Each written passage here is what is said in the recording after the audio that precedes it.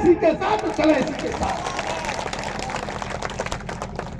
आज मुसीबत में कौरवों की भीड़, अगर भीड़ लगी हो कौरवों की, तो कौरवों के साथ कोई भी खड़ा हो सकता है, क्योंकि भीड़ होती है और भीड़ में तो कूड़ा कचरा हवा की तरह बहता है भीड़ में। लेकिन सत्य के साथ खड़ा होना श्री कृष्ण का काम है साथियों, श्री कृष्ण का काम है। और आज आप सत्य के साथ खड़े हो।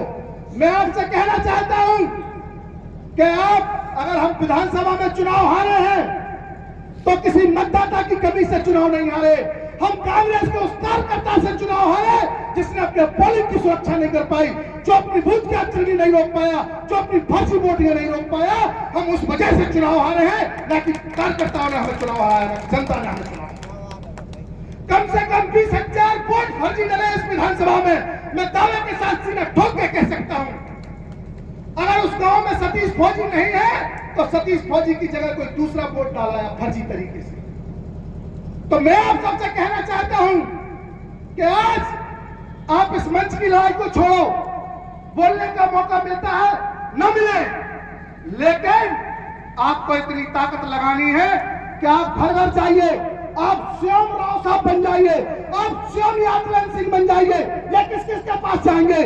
ना अरविंद जा सकते, ना हम जा सकते हैं, ना यादवेंद्र जा सकते हैं। अब आपको हमें यादवेंद्र बनना है। यदि आप में यह जज्बा नहीं है कि हम यादवेंद्र बन जाए तो फिर जीत संभव नहीं है।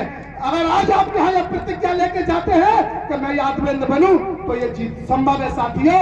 कहने को बहुत कुछ है, मैं बस यही कहना चाहता हूं कि 5 साल में जो अभी वर्तमान सांसद है उनका टिकट क्यों काटा? क्या दोष था उनका? केवल इतना ही दोष था कि महाराज को केवल हराया था, इसके सिवा कोई दोष नहीं था उस आदमी का। जो देश में तीसरे नंबर पर सांसद आया हो विकास कार्यों में, अपनी ऊर्जा के नंबर, संपूर्ण देश में तीसरे नंबर का सांसद था वो। लेकिन टिकट क्यों काटा?